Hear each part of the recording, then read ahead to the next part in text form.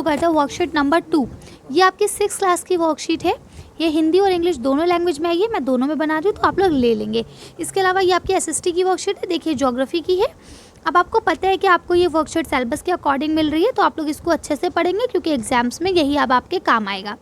तो अच्छे से आप लोग इसे लेबल कर लेंगे, वर्कशीट नंबर डाल देंगे, ठीक है, नेम डाल देंगे कि कौन से सब्जेक्ट की वर्कशीट है, अपना नाम डाल लेंगे, अपने क्लास टीचर का नाम और डेट डाल लेंगे।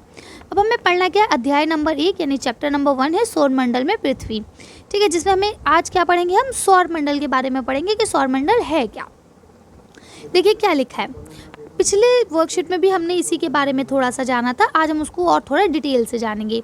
सूर्य, 8 ग्रह, उपग्रह और कुछ अन्य खगोलीय पिंड जैसे क्षुद्र ग्रह व उल्क पिंड मिलकर सौरमंडल का निर्माण करते हैं।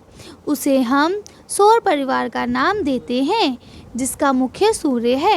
यानी सौर परिवार का मुखिया कौन है, सूर्य है, ठीक है, सूर्य माने सूरज, ठीक है। अब देखिए सूर्य के बारे में थोड़ा सा जान लेते हैं। सूर्य सौरमंडल के केंद्र में स्थित है, यानी सेंटर में सूर्य है, और जो आपके बाकी के 8 ग्रह हैं पृथ्वी समेत, वो सब इसी की ही परिक्रमा करते रहते हैं, यानी इसी के ही चक्कर लगाते रहते हैं, ठीक है। ये बहुत बड़ा है तथा अत्यधिक गर्म गैसों से बना है, यानी कि एक तो ये बहुत बड़ा है और दूसरा इसके अंदर बहुत सारी गैसों का मिश्रण है और ये बहुत गर्म भी है। सूर्य सौरमंडल के लिए प्रकाश एवं ऊष्मा का एकमात्र स्रोत है, यानी सूरज ही एक ऐसा स्रोत है जो सौरमंडल में गर्मी और रोशनी दोनों काम करता है, ठीक है, प्रकाश देना ऊष्मा देना दोनों काम वही करता है। चलिए अब थोड़ा सा सौरमंडल के बारे में जान लेते हैं। क्या लिखा है, हमारे सौरमंडल में 8 ग्रह हैं, पहले 9 हुआ करते थे, जो लास्ट का प्लूटो है उसको हटा के तारा घोषित कर दिया गया है, पहले वो भी ग्रह था, ठीक है। सूर्य से दूरी के अनुसार वे हैं। अब देखिए सबसे पहले यहाँ हम जब बनाते तो हम पूरा सेंटर में नहीं बनाते, हम साइड से बनाते हैं ऐसे, और ये बनाते हैं सबसे पहले हम सूरज, और सूरज के बाद फिर हम एक एक ऐसे करके ऑर्बिट बनाते चलते हैं। टोटल ऐसे करके हम 8 ऑर्बिट बना लेते हैं और हर ऑर्बिट के अकॉर्डिंग उसका ग्रह उसमें लगा देते हैं, जो भी जिस ऑर्बिट में आता है। तो सूरज के सबसे नज़दीक जो ग्रह है वो कौन सा है, बुध है। बुध के बाद कौन सा है, शुक्र है, और शुक्र के बाद पृथ्वी, पृथ्वी के बाद मंगल, मंगल के बाद बृहस्पति, फिर शनि, फिर यूरेनस और फिर नेपच्यून।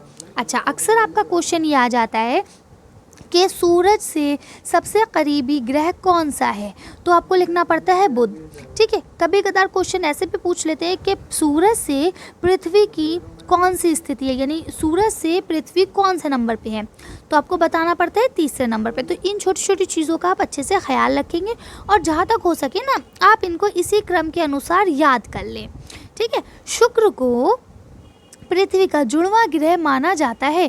किसको माना जाता है, शुक्र को, जो पृथ्वी से पहले वाला ग्रह है उसको उसका जुड़वां ग्रह माना जाता है। क्यों माना जाता है, क्योंकि इसका आकार व आकृति लगभग पृथ्वी के ही समान है, यानी इसका आकार जो है और जो इसकी आकृति है दिखने में जो ये है, जिस इसका शेप है वो बिल्कुल पृथ्वी जैसा है, इसलिए इसको पृथ्वी का जुड़वां भाई या पृथ्वी ही का जैसा ग्रह कहा जाता है।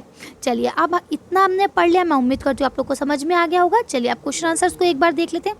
लिखा है निम्नलिखित प्रश्नों के उत्तर दीजिए। जो आपको ये 4 क्वेश्चन दिए गए हैं इनके आपको आंसर देने हैं। पहला लिखा है सूर्य के सबसे नज़दीक ग्रह कौन सा है। देखिए यही क्वेश्चन पूछ लिया गया, तो अभी मैंने आप लोगों को बताया था कि सूर्य के सबसे नज़दीक ग्रह कौन सा है, बुध, तो सिंपल सा आप आंसर लिख देंगे बुध, ठीक है। नेक्स्ट क्वेश्चन आपसे पूछा गया है सौरमंडल के लिए प्रकाश व ऊष्मा का एकमात्र स्रोत क्या है, तो इसका आंसर आपको सिंपल सा लिखना है, क्या, सूर्य, ठीक है। देखिए यहाँ लिखा है सूर्य सौरमंडल के लिए प्रकाश एवं ऊष्मा का एकमात्र स्रोत है। नेक्स्ट क्वेश्चन है आपका है सौरमंडल के सभी 8 ग्रहों के नाम लिखिए, तो ठीक है अब आप यहाँ से लिख लेंगे, कोई प्रॉब्लम नहीं है। सारे बुध, शुक्र, पृथ्वी, मंगल, बृहस्पति, शनि, यूरेनस और नेपच्यून, तो आप 8 ग्रहों के नाम लिख लेंगे। नेक्स्ट इन्होंने पूछा है शुक्र को पृथ्वी का जुड़वां ग्रह क्यों माना जाता है, तो अभी आपने पढ़ा यहाँ पे क्योंकि इसका आकार एवं आकृति लगभग पृथ्वी के ही समान है, इसलिए फिर आप आगे लिख देंगे इसलिए शुक्र को पृथ्वी का जुड़वा ग्रह माना जाता है। ठीक है, यानी पहले यहाँ तक लिखेंगे और उसके बाद यहाँ तक लिखेंगे। ठीक है, तो इस तरह से ये आपका आंसर हो जाएगा। तो आज की वर्कशीट हम यही खत्म करते हैं। आज की वीडियो में बस इतना ही। अगर आपको हमारी वीडियो पसंद आई हो तो प्लीज़ इसे लाइक और शेयर करें। अगर अभी तक आपने हमारे चैनल को सब्सक्राइब नहीं करा तो प्लीज़ हमारे चैनल को सब्सक्राइब करें। Thank you for watching.